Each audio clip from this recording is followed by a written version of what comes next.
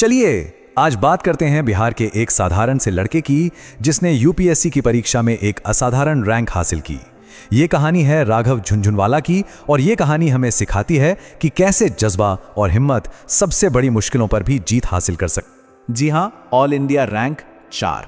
लेकिन ये नंबर ये सिर्फ एक रैंक नहीं है, ये तो एक बहुत लंबे, बहुत ही मुश्किल सफर का नतीजा है। तो सवाल ये उठता है कि आखिर ये सफलता मिली कैसे? इस जीत के पीछे का असली संघर्ष क्या था? चलिए इसी को थोड़ा गहराई से समझते हैं। तो देखिए, इस कामयाबी के पीछे ना एक कहानी छिपी हुई है। एक ऐसी कहानी जो हिम्मत की है, संघर्ष की है और सबसे बढ़कर कभी हार ना मानने वाले जज्बे की है। तो चलिए कहानी को बिल्कुल शुरुआत से शुरू करते हैं। तो ये कहानी शुरू होती है बिहार के मुजफ्फरपुर से। राघव का बचपन कह सकते हैं कि बिल्कुल भी आसान नहीं था। मुश्किलें तो मानो बहुत पहले ही उनके दरवाजे पर दस्तक दे चुकी थीं। सोचिए, बहुत ही कम उम्र में उनके सिर से पिता का साया उठ गया और इसके साथ ही घर की सारी जिम्मेदारियां अचानक से उनके कंधों पर आ गईं।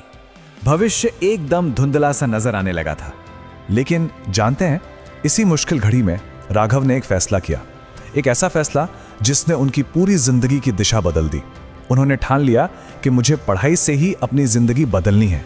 बस यही एक लाइन, यही एक सोच उनकी पूरी यात्रा का कह लीजिए मूल मंत्र बन गई। और देखिए, राघव शुरू से ही पढ़ाई में कमाल के थे। उनकी एकेडमिक जर्नी को देखें तो मतलब शानदार रही। पहले 12वीं में बिहार टॉप किया और फिर पहुंचे दिल्ली यूनिवर्सिटी के सबसे प्रेस्टिजियस कॉलेजों में से एक SRCC, जहां से उन्होंने इकोनॉमिक्स में ग्रेजुएशन की। और कहते हैं ना, यहीं से उनके मन में IAS बनने का सपना पलने लगा था। लेकिन सपने देखना एक बात है और उन्हें हकीकत में बदलना दूसरी। और जब सपना UPSC का हो तो रास्ता कांटों से भरा होता ही है। राघव की असली परीक्षा तो अब शुरू होने वाली थी। उन्होंने अपना पहला अटेम्प्ट दिया और सपना टूट गया।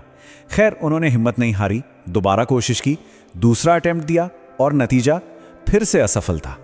अब सोचिए, एक के बाद एक दो फेलियर्स, ये किसी का भी हौसला तोड़ने के लिए काफी है ना? ये वो पॉइंट था जहां ज्यादातर लोग शायद हार मान लेते हैं, अपना रास्ता बदल लेते हैं। लेकिन राघव उन लोगों में से नहीं थे। उन्होंने हार नहीं मानी, बल्कि उन्होंने फैसला किया कि वो अपनी गलतियों से सीखेंगे। अब देखिए, उन्हें यह समझ आ गया था कि सिर्फ मेहनत करना ही काफी नहीं है, एक सही स्ट्रैटेजी, एक सही दिशा की भी जरूरत है। तो उन्होंने अपनी इन असफलताओं को एक सबक की तरह लिया और अपनी वापसी के लिए एक कह सकते एक फुल प्रूफ प्लान बनाया। और दोस्तों, यही उनकी कहानी का सबसे बड़ा टर्निंग पॉइंट था। उन्होंने ये नहीं सोचा कि चलो और ज्यादा घंटे पढ़ते हैं।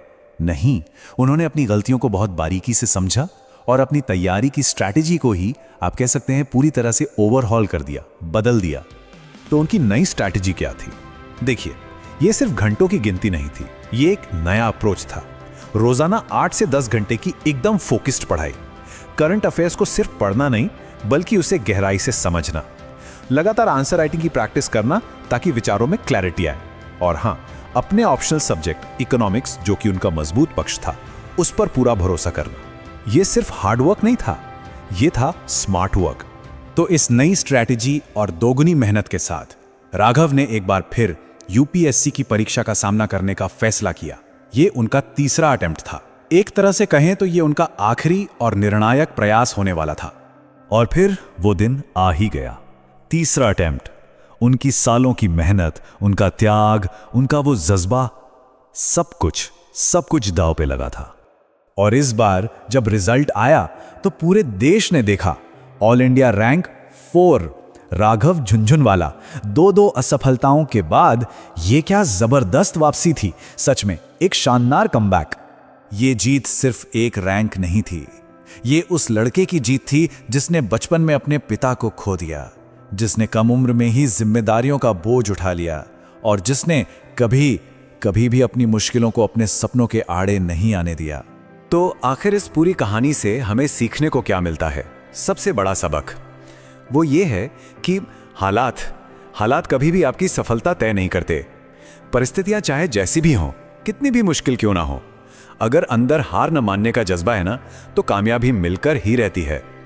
आप कहां से शुरू करते हैं ये उतना जरूरी नहीं है, जितना ये कि आपके अंदर लड़ने का संकल्प कितना मजबूत है। और आखिर में राघव की ये कहानी बस एक ही बात की याद दिलाती है कि कोई भी अगर अपने लक्ष्य के लिए मेहनत कर रहा है तो बस एक बात याद रखनी चाहिए, सपने उन्हीं के पूरे होते हैं जो आखिरी तक लड़ते हैं।